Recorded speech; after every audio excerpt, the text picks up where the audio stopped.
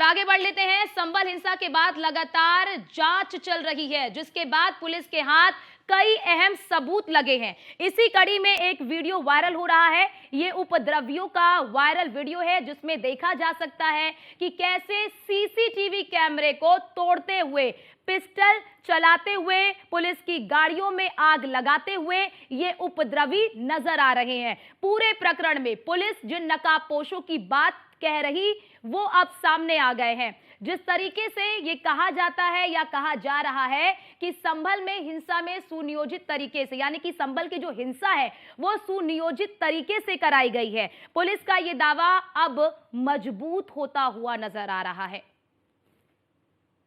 तो देखिए, हम आपको ये सीसीटीवी भी दिखा रहे हैं।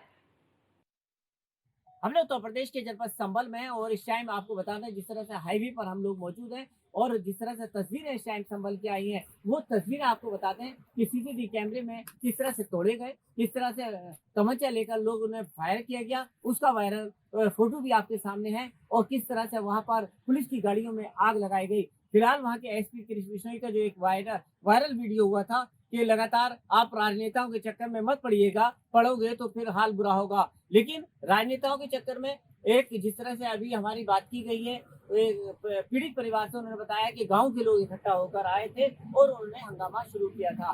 लेकिन जिस तरह से अफवाह का बाजार गर्म हुआ और आज जो शासन के द्वारा जो फुटेज दिए गए हैं, उसके आधार पर देखा जाए तो किस तरह से उपद्रवता आग किस तरह से गाड़ियों में लगाई गई और किस तरह से वहाँ सीसीटीवी कैमरे में तमंचा लेकर फायर कर रहे हैं। फिलहाल 4 लोगों की मौत जिस तरह से बताई जा रही है, वो 4 लोग बताए जा रहे हैं कि ना उनसे किसी तरह से उपद्रव का मामला था और ना किसी तरह से वो चारों लोग जो थे, एक मजदूर थे, फेरी करते थे, दुकान से सौदा लेने जा रहा था। एक ने बताया कि घर से माँ ने उसको जो है एक तेल जो मंगाया था वो बाजार से लेना गया था। सुबह नाश्ते का माँ इंतजार करती रही, बेटा नहीं।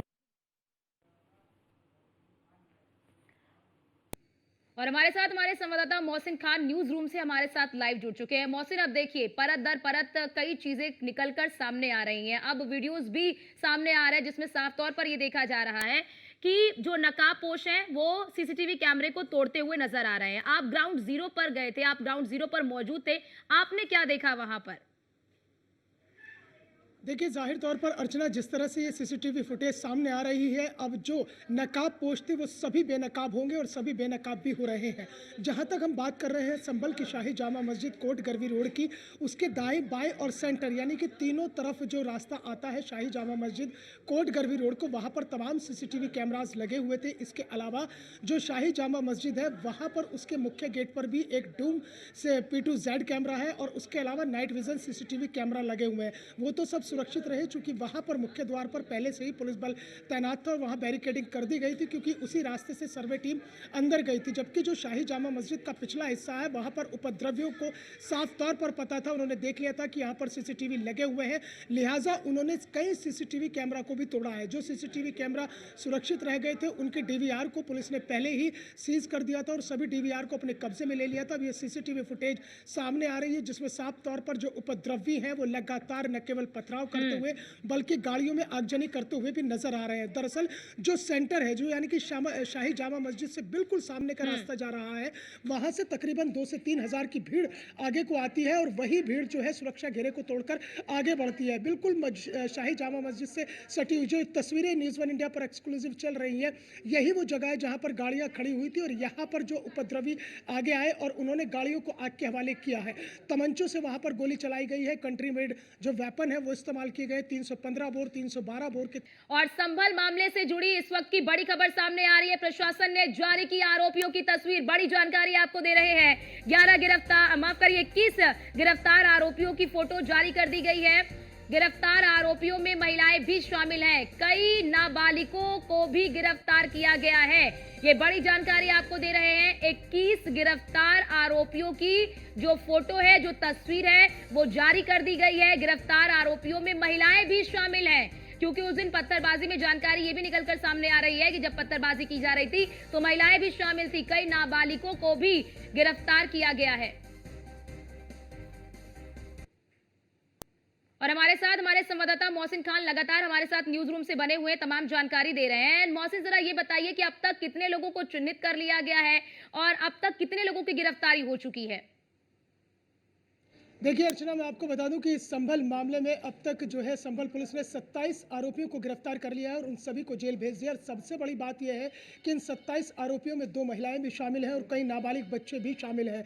तो ये अपने आप में सवाल खड़ा करता है कि महिलाओं और नाबालिग बच्चों को ढाल बनाकर उपद्रवियों ने ये पूरा उपद्रव किया और लगातार पथराव किया है। अब सभी जो 21 आरोपी हैं, चूंकि 27 गिरफ्तार हुए हैं, लेकिन 21 आरोपियों की जिला प्रशासन ने फोटो जारी कर दी है। यही वो संभल के गुनाहगार हैं जिन्होंने संभल का सुकून छीनने के लिए पूरा उपद्रव किया, संभल को जलाने की कोशिश की।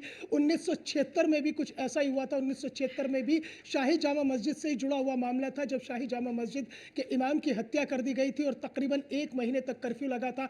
तब भी कमोबेश कुछ ऐसे ही हालात थे। 1976 के बाद इस तरह की आगजनी, इस तरह का पथराव जो है वो संभल में हुआ है। और तो कुल मोहसिन, एक मिलाकर बड़ी बात आरोपी यहाँ अब पर ये बेनकाब हो बताइए, रहे हैं। मोहसिन एक बड़ी बात यहाँ पर ये कि जिन 21 को आरोपी बनाया गया है, क्या ये सभी संभल के ही रहने वाले हैं? देखिए अर्चना, इसमें सबसे बड़ा खुलासा भी यही हुआ है कि पुलिस की शुरुआती जांच में जो सामने आया है, ज़्यादातर जो आरोपी हैं, क्योंकि इसमें कुल मिलाकर जो है कोतवाली थाना क्षेत्र में 5 मुकदमे दर्ज हुए हैं, नखासा थाना क्षेत्र में 2 मुकदमे दर्ज हुए हैं। इन 7 मुकदमों में 2705 लोगों को आरोपी बनाया गया है, जिसमें अब तक 27 नामजद है। और बड़ा खुलासा ये हुआ है कि ज़्यादातर जो लोग हैं, जो उपद्रवी हैं, वो शाही जामा मस्जिद के नहीं रहने वाले हैं, बल्कि शाही जामा मस्जिद से तकरीबन 3 से 6 किलोमीटर की दूरी के रहने वाले हैं। और ज़्यादातर आरोपी सपा सांसद जियाउर रहमान बर्ग के इलाके से आते हैं। और जो 3 लोगों की इसमें मौत हुई है, वो 3 लोग भी 3 से 6 किलोमीटर की दूरी पर रहते थे, सराय तरीन और इसके अलावा हयात नगर। ये दोनों ऐसे इलाके हैं जहां से जो लोगों की मौत हुई है वहां के रहने वाले, और यहाँ से इनकी दूरी तकरीबन 6 किलोमीटर की है। तो ये तो खुलासा हुआ है कि व्यक्ति बाहरी थे, लेकिन इतने बाहरी नहीं थे कि वो जिले के बाहर से हो, बल्कि थे संभल के, बल्कि संभल के दूसरे इलाकों से आते थे। क्योंकि जिस तरह से जब सर्वे का काम शुरू हुआ और ये अफवाह फैलाई गई कि सर्वे ही नहीं बल्कि मस्जिद में खुदाई हो रही है, तो उसके बाद व्हाट्सएप ग्रुप पर मोबाइल के जो है मैसेज वायरल होने शुरू हो गए और इन मैसेज के चलते भीड़ एकाएक बढ़ती चली गई। और इस भीड़ ने जो है पूरा अराजकता का माहौल कर दिया था। और ऐसा था कि 4 घंटे तक वो तांडव चला है। शायद संभल ही नहीं बल्कि उत्तर प्रदेश के शायद ही किसी ऐसे जिले में इस तरह की कोई तस्वीर हो जैसे संभल से तस्वीरें सामने आई थी। अगले 48 घंटे भी अर्चना बहुत महत्वपूर्ण होने वाले हैं संभल के लिए, क्योंकि 29 नवंबर को इस मामले में सुनवाई होनी है। और इसमें जो 24 नवंबर को जो सर्वे हुआ था उससे कह दिया गया था कि सर्वे का काम पूरा हो चुका है, कोर्ट में रिपोर्ट सबमिट होनी है। और 29 नवंबर बड़ा महत्वपूर्ण होगा, क्योंकि उस दिन जुमा भी है, जुमे की नमाज भी होनी है और उसके अलावा सुनवाई भी होनी है। बिल्कुल बिल्कुल, ऐसे में प्रशासन को भी बहुत ही ज्यादा सख्त रहने की जरूरत है। बहुत शुक्रिया मोहसिन आपका हमारे साथ जुड़ने के लिए और महत्वपूर्ण जानकारी हमारे दर्शकों तक साझा करने के लिए।